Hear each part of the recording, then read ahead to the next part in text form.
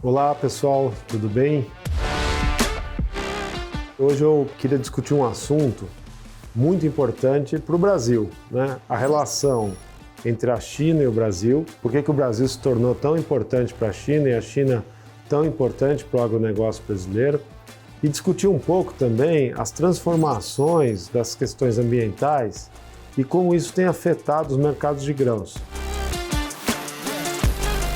Nós estamos vivendo talvez um dos momentos mais críticos que eu já vi da minha vida profissional em termos dos balanços globais, aí, especialmente dos setores de grãos.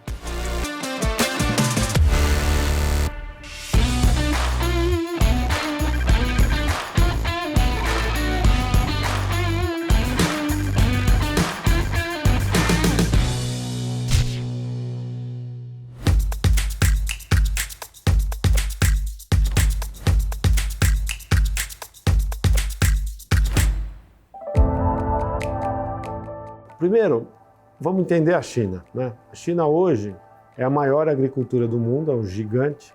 Ela superou a agricultura americana. Os chineses montaram um programa de expansão da agricultura desde os anos 70, né? Lá na década de 50, a China passou por um grande processo de fome, né? E aí o governo chinês montou uma estrutura, uma indústria de fertilizantes, uma indústria de químicos, uma indústria de sementes e começou a estimular a produção interna e foi um enorme sucesso. Entretanto, quando chegou lá nos anos 90, mais ou menos, os chineses começaram a crescer num ritmo tão assustador, né, e a imagem que o governo chinês tinha e passava para o mundo é que a China jamais importaria alimentos. E de fato, até 1990, por incrível que pareça, a China exportava alimentos. Conforme a renda explodiu, né, os chineses cresciam a taxa aí de 10, 11, 12, 13%, a gente viu uma explosão da demanda, especialmente de proteína animal, e a proteína animal exige grãos para ser produzida, especialmente na China, que depende muito da carne suína, que é a principal carne consumida pelos chineses. O que aconteceu então?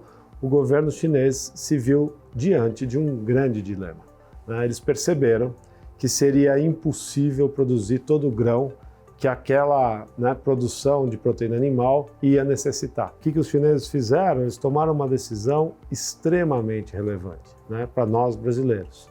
Eles escolheram produzir arroz, trigo, que é a base da nutrição dos chineses, e milho.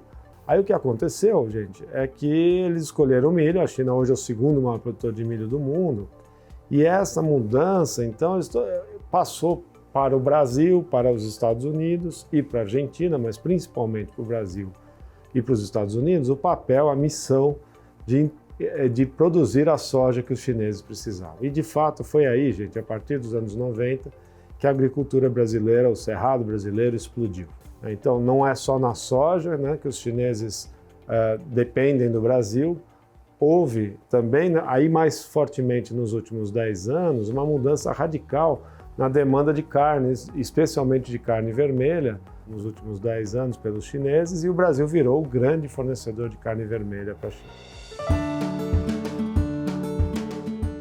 O sonho chinês era ser autossuficiente na produção de alimentos. Não foi possível. A sociedade chinesa se transformou de tal maneira, né, e está se transformando de tal maneira, que ela precisa importar alimentos e precisa de parceiros confiáveis. Acho que tem um aspecto também da percepção de que a pandemia veio de uma disfunção no sistema alimentar e, no caso, no sistema alimentar chinês, né? O consumo de carnes de animais silvestres, tá certo? Não é mais possível ser feito porque o risco sanitário é enorme. Então, olha, uma questão ambiental que começa a conectar os elos aí da importância do meio ambiente para o sistema nutricional, o sistema alimentar do mundo como um todo. A China nunca mais vai produzir alimentos como produzia antes. Ela vai cada vez mais estar preocupada a ter muito cuidado com a maneira de produzir, né? A forma como a gente produz o alimento e com as questões ambientais decorrentes desse relacionamento da agricultura com o meio ambiente. Exatamente nesse momento que a China acelerava o seu processo de dependência do mercado internacional de grãos, nós vimos, há alguns anos atrás, mais precisamente ao redor de 2008, uma mudança também do que era o maior produtor de alimentos do mundo, depois a China superou os Estados Unidos, que tomou uma decisão de engatar uma política agressiva de biocombustíveis, especialmente o etanol de milho. Nos Estados Unidos, 40% praticamente da produção de milho do mundo, pegou 1/3 desse milho, que dava 12, 13% de todo o consumo de milho do mundo, e transformou em etanol. Para quê? Por razões ambientais. Começou todo esse movimento que nós brasileiros já tínhamos começado aqui com a cana-de-açúcar lá atrás, mas essa pauta do biocombustível, ela veio ganhando força. Na verdade, nos últimos 4 anos, perdeu um pouco de tração, especialmente porque o governo americano não via aí com tanto entusiasmo, o último governo do presidente Trump, essa questão ambiental, mas agora, com o presidente Biden, a gente está percebendo, viu, gente? É bom a gente ficar atento, porque acho que pode vir mudanças muito impactantes, especialmente, eu acho, no mercado de soja, porque a gente já detectou que tem refinarias americanas já se convertendo para fazer biodiesel, aumentando, provavelmente aumentará o uso de óleos vegetais, e a gente poderia ver, então, uma possibilidade de um ressurgimento, de uma intensificação no consumo de biocombustíveis. E isso vai, mais uma vez, pressionar a demanda de grãos, que já está alavancada por esse movimento de maior transformação do mundo da proteína animal chinês. Então, olha como é que a gente entrou num mundo interessantíssimo e como que o Brasil virou central para a solução dos problemas. Se nós olharmos para as principais geografias do mundo, olha para a Europa Ocidental, não há mais terra para explorar. A gente olha para a Ásia, todas as áreas agricultáveis possíveis já estão tomadas.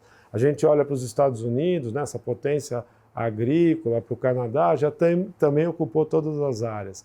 Então a gente está entrando num equilíbrio mundial, especialmente nesse pós-pandemia, que a gente já começa a perceber um movimento de retomada de consumo muito agressivo, retomada das cadeias todas de restaurantes no mundo que, conforme a vacina vai sendo bem sucedida, soma isso uma expansão nos gastos que os governos dos principais países do mundo estão fazendo, aceleração do ciclo econômico, gera mais demanda, transformação radical do sistema alimentar chinês, ele cria um impulso e um impacto que precisa alguém resolver. Resolver como? Resolver ampliando o sistema de produção, e é isso que está acontecendo no Brasil. A gente está vendo uma aceleração do plantio, a próxima safra de soja vai ser muito grande, de safrinha de milho vai ser muito grande, de algodão vai ser muito grande. A gente está percebendo esse movimento. Evidentemente, o mundo inteiro olha para o Brasil, percebe esse movimento e, obviamente, está todo mundo com a pauta ambiental, levando isso muito a sério, com muito rigor. E é aí que o Brasil tem esse papel central de ampliar seu sistema produtivo com muita tecnologia e com respeito às normas ambientais brasileiras, claro, e toda essa questão sanitária, todo esse cuidado no sistema alimentar, porque cada vez mais nós brasileiros vamos contribuir com a alimentação de uma parcela muito relevante do globo.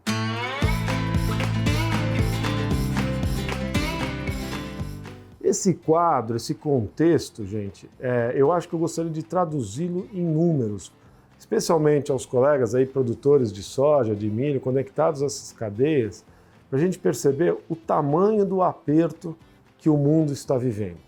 Recentemente, o governo americano soltou o seu relatório que mostra a intenção de plantar, a intenção de plantio dessa safra que já começou, está dando início no plantio americano. E o que vem surpreendendo a cada relatório, a cada mês, desde que nós conversamos aí no último Papo e Prosa, é que a cada mês que vem um novo relatório, os estoques finais de soja e de milho, principalmente, estão cada vez menores. Menores a ponto, gente, eu tenho 30 anos de análise de mercado, eu não tenho lembrança de ver um cenário de um aperto dessa magnitude. O que aconteceu com os relatórios americanos? Que eles foram lentamente, a cada novo relatório, elevando as exportações que os Estados Unidos estão fazendo, especialmente de soja, mas o fato novo do ano passado, como eu mencionei, é o mercado de milho, que de repente eles acordaram e perceberam que os chineses estavam cada mês que passava comprando mais milho. O fato, gente, é que criou-se, né, uma percepção no mercado global que nós viveremos um momento de grande aperto. Essa tabela resume o balanço de soja dentro dos Estados Unidos. Esses números não são meus, são do governo americano e todo mundo olha para ele porque afeta, né, Chicago, os preços e os preços internacionais. Na segunda coluna tem o famoso aí Prospective Planting, que mostra a intenção de plantio do próximo ano. O que esse número mostrou para a gente? Primeiro, que os americanos estão prevendo, o governo americano está prevendo esse ano 35,4 milhões hectares de soja a serem plantados e a previsão de uma produtividade de 3,4 toneladas por hectare. Vejam aqui, né, é uma boa produtividade, só que está todo mundo nervoso, porque o clima nos Estados Unidos não está muito bom. Os modelos estão tendo dificuldade de prever, né? Hora tem frio, hora pode ter seca. Está um nervosismo muito grande, porque há quem acredite, né, que essa volatilidade climática torne muito difícil a previsão climática, então você traz muita incerteza. Veja, mais uma vez, a importância do meio ambiente afetando, né, os números, a tomada de decisão, os preços, né, toda a cadeia produtiva mundial.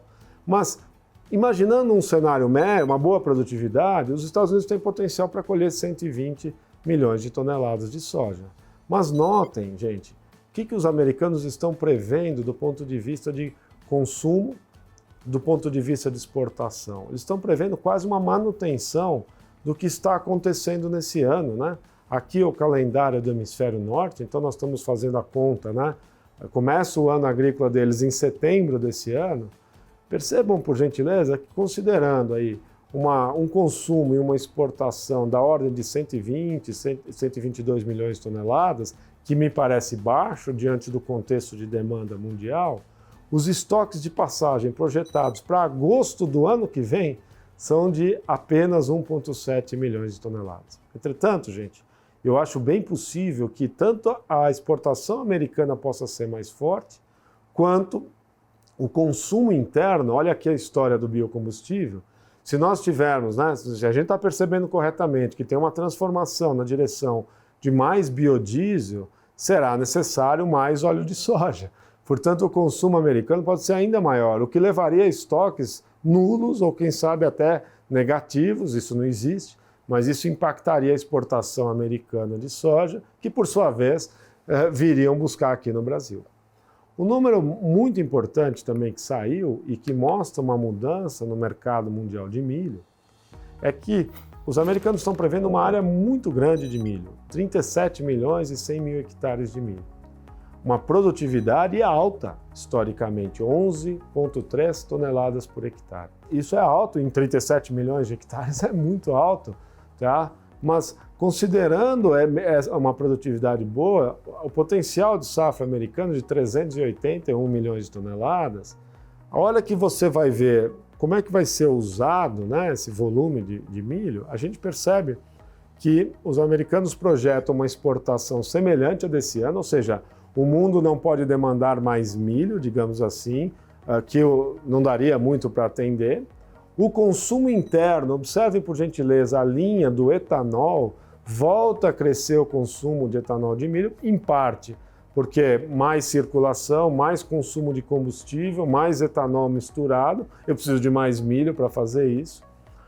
Mas, ao mesmo tempo, né, as metas ambientais vêm crescendo em importância. É só para mostrar como o quadro de aperto mundial, a preocupação com a questão ambiental, ela gera uma pressão sobre os mercados de grãos, seja pela incerteza do movimento climático, seja pela incerteza, digamos assim, da demanda adicional de combustíveis que nós estamos vendo no mundo todo, a gente percebe que pressiona e tensiona os mercados de milho. Notem, por gentileza, que as previsões do estoque de passagem de milho do ano que vem dos Estados Unidos, de 27 milhões de toneladas, elas podem ser ainda menores. E veja, por gentileza, que no ano passado os Estados Unidos colheu 360 milhões de toneladas de milho. Portanto, qualquer quebra de safra vai tornar os estoques de passagem extremamente baixos. Gente, não é por outra razão que os preços do milho e da soja começaram a subir agressivamente no mercado mundial. O milho subindo puxa o trigo, o milho e soja e trigo puxa o custo de ração e a gente está vendo os preços da proteína animal subirem. Esse movimento, veja a íntima correlação entre a transformação no sistema de produção chinês, que demanda mais milho, mais soja, tanto dos Estados Unidos quanto do Brasil, enxuga os estoques de passagem em níveis sem precedentes e explica para a gente como a cada dia mais vai ser importante a gente estar olhando com carinho essas transformações do meio ambiente e seus efeitos sobre todos os mercados agrícolas do mundo. O Brasil, então, ganha uma importância muito grande nessa equação. Caberá a nós, né, no meu olhar, eu acho que o leste europeu tem um potencial agrícola, está crescendo, mas nesse momento, no curto prazo, nós somos aqueles mais demandados para já na próxima safra acelerar a nossa produção e com isso tentar fechar um pouco esse equilíbrio muito apertado do mercado internacional. No meu entendimento, nós estamos indo para um momento, gente, que talvez leve aí 2, 3 anos para que a gente consiga corrigir esses estoques muito baixos com essa demanda crescente. É um mundo muito interligado, muito interconectado e cada vez mais importante a relação entre a agricultura e o meio ambiente. Muito obrigado, até a próxima.